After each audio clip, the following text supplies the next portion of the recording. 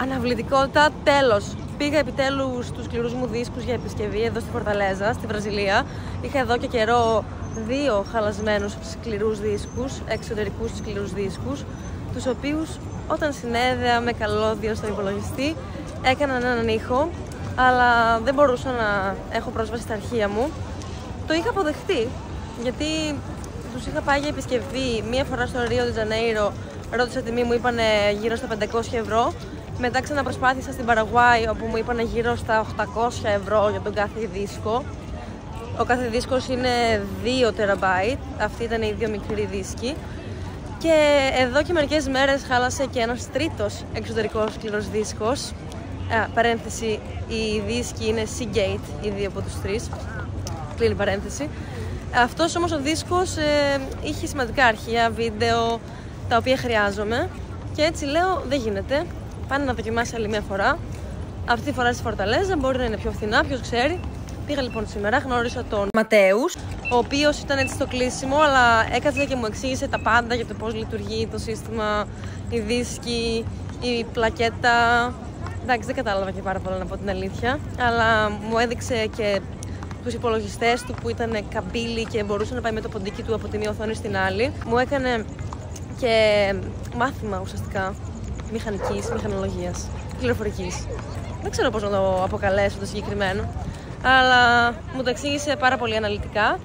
Συνδέσαμε τους σκληρούς, εξωτερικούς σκληρούς στον δικό του υπολογιστή. Πρώτα στο λάπτοπ του ακούσαμε έναν ήχο και στη συνέχεια τους συνδέσαμε στον μεγαλύτερο υπολογιστή που έχει, έναν εξοπλισμό πιο προηγμένο, και είπε με λίγα λόγια ότι ο πιο σημαντικός δίσκος, που είναι 4 TB Seagate, θα είναι δύσκολο να επισκευαστεί και θα έχει υψηλό κόστος.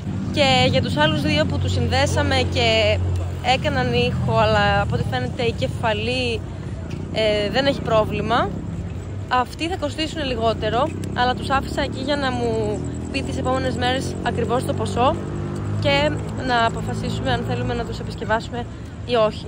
Αυτοί οι 2 σκληροί δίσκοι παλιότεροι έχουν παλιότερα αρχεία από τη Βραζιλία και από άλλα μέρη, αλλά ο τελευταίος που χάλασε έχει αρχεία και από Κολομβία και από Εκουαδόρ, πράγματα που δεν έχω ανεβάσει ούτε στο YouTube, ούτε στο Facebook, ούτε πουθενά, και έτσι δεν θα υπάρξει ευκαιρία άμα δεν επισκευάσουμε αυτό το σκληρό δίσκο. Βέβαια το κόστος θα είναι αρκετά υψηλό και μου εξήγησε ακριβώς τον λόγο που χρειάζεται να χρεώνει αυτές τις τιμές. Μου είπε κιόλας για παράδειγμα ότι μόνο και μόνο για να αγοράσει τον εξοπλισμό του, ένα συγκεκριμένο μηχάνημα, κόστισε 200.000 reais. Reais, βραζιλιάνικο νόμισμα είναι τα reais. Άρα καταλαβαίνουμε γιατί έχει τόσο υψηλό κόστος η επισκευή ενός εξωτερικού σκληρού δίσκου. Και θα κλείσω αυτό το βίντεο λέγοντας ότι ο άνθρωπος μου είπε ότι ο χειρότερος εξωτερικός, η χειρότερη μάρκα σκληρού δίσκου είναι η Seagate.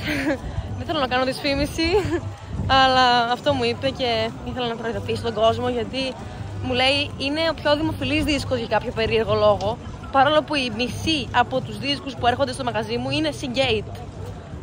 Λοιπόν, και λέω ποιος είναι ο καλύτερος, και λέει ο Toshiba.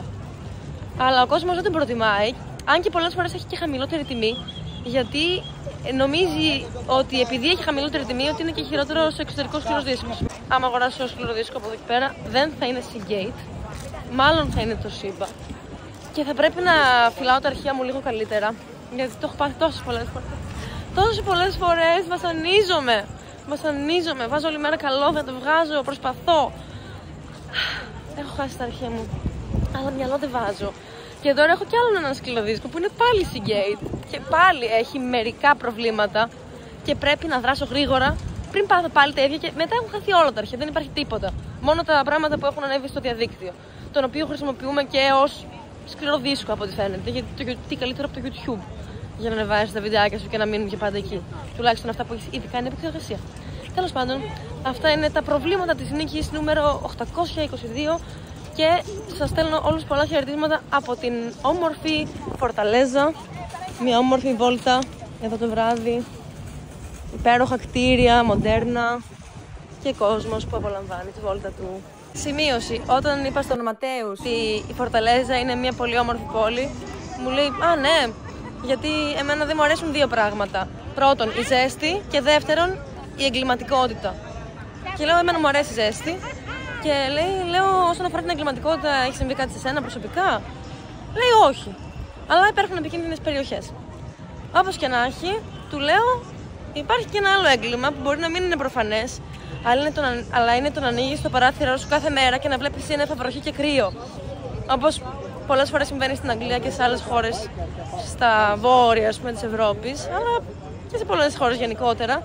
Ή να είσαι σε μια χώρα που δεν έχει τέλος πάντων μια πανέμορφη παραλία που μπορείς να απολαύσεις καθημερινά, πολιτές και όλα αυτά τα ωραία που προσφέρει εδώ ο Δήμος της Φορταλέζας και του Σερά γενικότερα. Γιατί στην τελική τι είναι χειρότερο, να σου κλέψουν μία φορά το κινητό ή να ζεις καθημερινά σε ένα κλίμα το οποίο δεν ευνοεί για να είσαι ευτυχισμένος?